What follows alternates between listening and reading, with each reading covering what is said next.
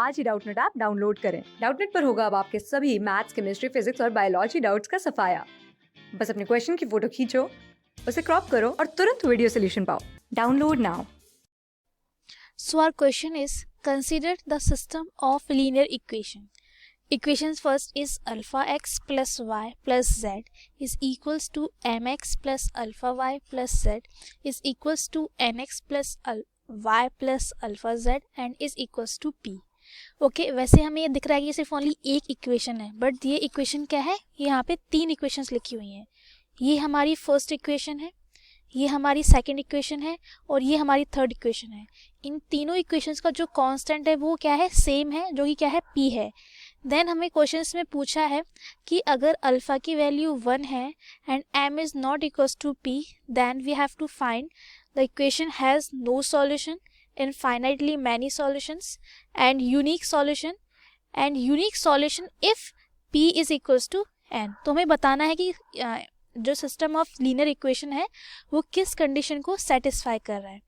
तो हमें पता है कि डिटर्मिनेंट के अंदर अगर हमारा डिटर्मिनेंट 0 के इक्वल है तो ये इम्प्लाइज करता है कि या तो इसका कितने हैं, नो सॉल्यूशंस हैं, या फिर it has infinite solutions, infinite solution.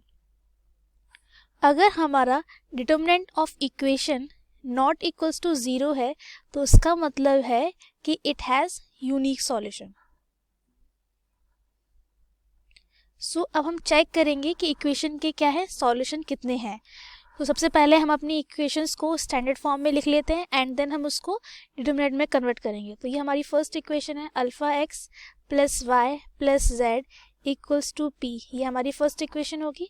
In the same way जो हमारी सेकेंड इक्वेशन होगी वो m x plus alpha y plus z is equals to p. In the same way जो हमारी थर्ड इक्वेशन है वो क्या है, n x plus y plus alpha z is equals to p. तो ये हमारी क्या होगी, तीन इक्वेशंस होगी। अब हम इनको डिटर्मिनेंट में कन्वर्ट करते हैं। तो जो हमारा इनका जो डिटर्मिनेंट होगा वो क्या होगा, डेल्टा एंड जो हमारा फर्स्ट कॉलम होगा उसके अंदर सारे एक्स के कोफिशिएंट्स आएंगे, जो हमारा सेकंड कॉलम होगा उसके अंदर वाई के कोफिशिएंट्स आएंगे एंड जो हमारा थर्ड कॉलम होगा उसके अंदर हमारे जेड के कोफिशिएंट्स आएंगे। तो चलो हम लिखते हैं, this is alpha m n n. In the same way यहाँ पे 1, यहाँ पे अल्फा एंड यहाँ पे अगेन 1, देन 1 1 अल्फा। तो ये हमारा क्या हो गया, डिटर्मिनेंट हो गया। अब चलो हम इस डिटर्मिनेंट की वैल्यू फाइंड करते हैं। तो जो वैल्यू होगी डिटर्मिनेंट की वो कुछ होगी, तो alpha square -1 plus -1 m alpha -1 plus 1 m minus n alpha. Okay, then alpha cube minus alpha minus m alpha plus n plus m minus m alpha. Okay, then हमें क्वेश्चन में वो given है, if alpha equals to 1 and m is not equals to n. Alright, हम check कर लेते हैं, condition यही है फिर अलग है, sorry is m is not equals to p. तो अब हमें चेक करना है कि जो एम है वो पी के इक्वल नहीं है। तो देन हमें चेक करना है कि क्वेश्चन में कितने सॉल्यूशन है। तो हम यहाँ पे डिटर्मिनेंट के अंदर अल्फा की वैल्यू 1 पुट करते हैं, देन हम चेक करते हैं कि कितने सॉल्यूशंस एग्जिस्ट करते हैं। तो हमने यहाँ पे 1 पुट किया, तो यहाँ पे क्या गया, 1 cube minus 1 minus m plus n plus m minus n. Okay, तो हमने यहाँ पे देखा कि जो प्लस एम से माइनस एम को कैंसिल आउट हो जाएगा। तो ये हमारा क्या है, दिस इज माइनस एम, तो ये हमारा क्या हो जाएगा, प्लस एम से कैंसिल आउट हो जाएगा। Okay, in the same way जो हमारा एन है वो माइनस एन से कैंसिल आउट हो जाएगा। तो हमारे पास क्या बचा, तो जो हमारे पास बचा वो यहाँ पे क्या होगा, प्लस का जो 1 है वो माइनस के 1 से कैंसिल आउट हो जाएगा। तो हमारे पास क्या बचा, 0 बचा। अब 0 है, हमारा यहाँ पे डिटर्मिनेंट क्या आया है, 0 आया है।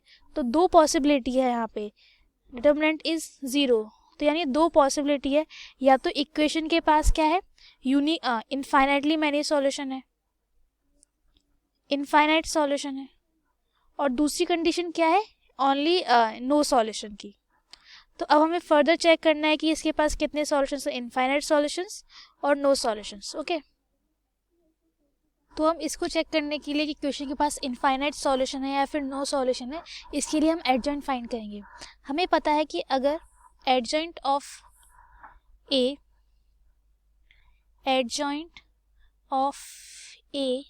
Multiply by B is equals to 0, तो इसका मतलब क्या है कि इसके क्या है, infinite solutions. Okay, infinite solutions. अगर हमारा adjoint of A multiply by B is not equals to 0, तो इसका मतलब क्या है, हमारे पास नो सॉल्यूशन। तो अगर इसको फाइंड करने के लिए अब हमें इस equation system of linear equation का हमें एडजॉइंट फाइंड करना पड़ेगा। सो तो एडजॉइंट फाइंड करने के लिए सबसे पहले हम क्या करेंगे, इसके कोफैक्टर्स फाइंड करेंगे। Okay, so this is C11, C12, C13, same way C21, C22, C23, C31, C32, C33। Okay, तो ये हमारे क्या हो गए, कोफैक्टर्स हो गए। अब इनके हम साइन मेंशन करते हैं। Here is plus minus plus minus plus minus plus minus and plus. Okay, तो जो हमारे कोफैक्टर्स होंगे वो कुछ इस तरह होंगे। That's why where is cofactors. Okay, तो हम कोफैक्टर्स लिखते हैं। चलो, जो पहला कोफैक्टर होगा वो हमारा क्या होगा, अल्फा स्क्वायर -1, देन यहाँ पे क्या होगा, m alpha minus n, then m minus n alpha. In the same way जो हमारा नेक्स्ट कोफैक्टर होगा वो alpha -1, alpha square -n, alpha minus n। Okay, and then 1 minus alpha, alpha minus p, and this is alpha square minus p। Okay, तो ये हमारे क्या हो गए, कोफैक्टर्स हो गए। अब हमें ये जो मैट्रिक्स होगी वो एडजॉइंट मैट्रिक्स होती है, वो क्या होती है, ट्रांसपोज ऑफ द कोफैक्टर्स वाली मैट्रिक्स। ओके, तो हमारी जो एडजॉइंट मैट्रिक्स होगी, adjoint of A matrix is equals to alpha square -1 minus m alpha plus n, m minus n alpha, minus alpha plus 1, alpha square -1, alpha plus n, 1 minus alpha minus alpha plus m, alpha square minus m। तो ये क्या होगी, हमारी adjoint matrix होगी। अब हमें इसके लिए दूसरी मैट्रिक्स भी चाहिए होती है, बी मैट्रिक्स। तो बी मैट्रिक्स बेसिकली क्या होती है, दिस इज द, इसके जो एलिमेंट्स होते हैं वो जो कांस्टेंट होते हैं डिफरेंट इक्वेशंस के होते हैं। ठीक है, तो जो हमारे हर इक्वेशन का जो कांस्टेंट था वो क्या था, हमारा p था, हमें पता है। देन हम p को कॉमन ले लेंगे, देन हमारा पी क्यू मैट्रिक्स के बाहर आएगा, then this is 1, this is 1। Okay, अब हम क्या करेंगे, adjoint of a multiply by b find करेंगे। Okay, adjoint of a into b, अब हमें ये फाइंड करना है। तो अब हम फाइंड करते हैं adjoint of a into b।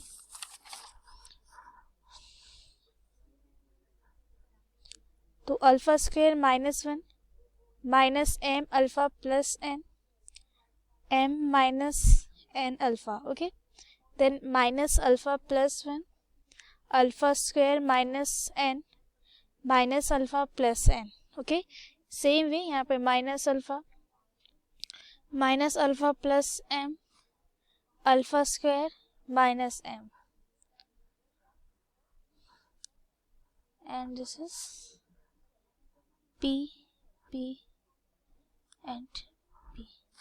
अब हम इसको मल्टीप्लाई करेंगे तो जो मल्टीप्लाई करने पर जो हमारा आंसर आएगा वो आएगा alpha square -1 minus alpha +1 minus alpha. Okay, then हम multi minus m alpha plus n plus alpha square -n minus alpha plus m. तो अब बेसिकली मल्टीप्लाई कैसे करते हैं, जो हमारी ए मैट्रिक्स है उसका जो फर्स्ट रो का जो फर्स्ट एलिमेंट है उसको जो हम मल्टीप्लाई करते हैं इससे. सेम वे जो सेकंड एलिमेंट होगा रो का उसको हम मतलब फर्स्ट कॉलम के सेकंड एलिमेंट से मल्टीप्लाई करेंगे. जो फर्स्ट रो का जो थर्ड एलिमेंट होगा उसको हम किससे मल्टीप्लाई करेंगे, फर्स्ट कॉलम के थर्ड एलिमेंट से. उसी सेम वे में सेकंड रो का फर्स्ट एलिमेंट किससे मल्टीप्लाई होगा, कॉलम के फर्स्ट एलिमेंट से.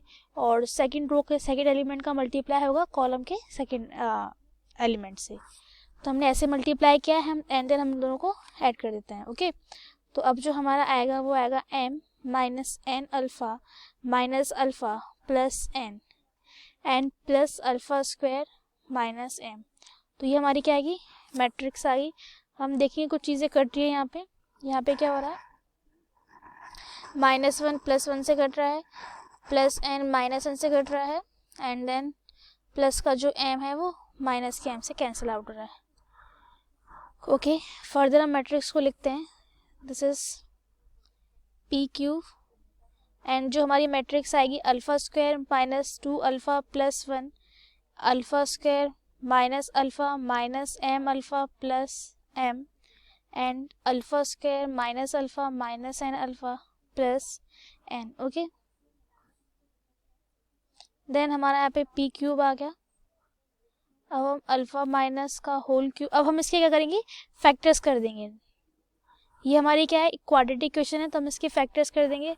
तो यहाँ पे क्या बनेगा, अल्फ़ा -1 का होल स्क्वायर, दूसरा क्या होगा alpha -1 alpha minus m and then alpha -1 alpha minus n. Okay, then हम क्या करेंगे, हम अल्फ़ा -1 कॉमन ले लेंगे. तो p³ अल्फ़ा -1 हमने कॉलम के अलोंग से कॉमन ले लिया है. ओके, देन जो हमारा आएगा alpha -1 alpha minus m and alpha minus n. तो हमें पता है कि ये 0 के इक्वल नहीं है. ओके, सो हमें क्वेश्चन में गिवन है कि अल्फ़ा इक्वल्स टू 1 के लिए हमें फाइंड करना है कि इस इक्वेशन की नो सॉल्यूशन, इनफाइनाइटली सॉल्यूशन या फिर यूनिक सॉल्यूशन. जब मैं अल्फ़ा की वैल्यू 1 पुट करूंगी तो यहाँ पे क्या हो जाएगी, ये होल मैट्रिक्स हो जाएगी 0 के इक्वल आ जाएगी. तो हमें यहाँ से क्या पता चला कि जो adjoint of A multiply by adjoint of A multiply by B 0 के इक्वल है. और अगर ये 0 के इक्वल है तो इसके मतलब क्या है, the system of this linear equation, system of linear equation has infinitely many solution, infinitely many solutions. So तो जो हमारा कौन सा ऑप्शन क्वेश्चन के अंदर करेक्ट होगा, लेट मी चेक. तो जो हमारा ऑप्शन नंबर बी है वो हमारा क्या होगा, करेक्ट होगा, infinitely many solutions. Thank you for watching video. Class 6 से 12 से लेके नीट, IIT, JEE मेंस और एडवांस के लेवल तक 10 मिलियन से ज्यादा स्टूडेंट्स का भरोसा. आज ही डाउनलोड करें डाउटनेट ऐप या व्हाट्सएप कीजिए अपने डाउट्स 8400 400 400 पर.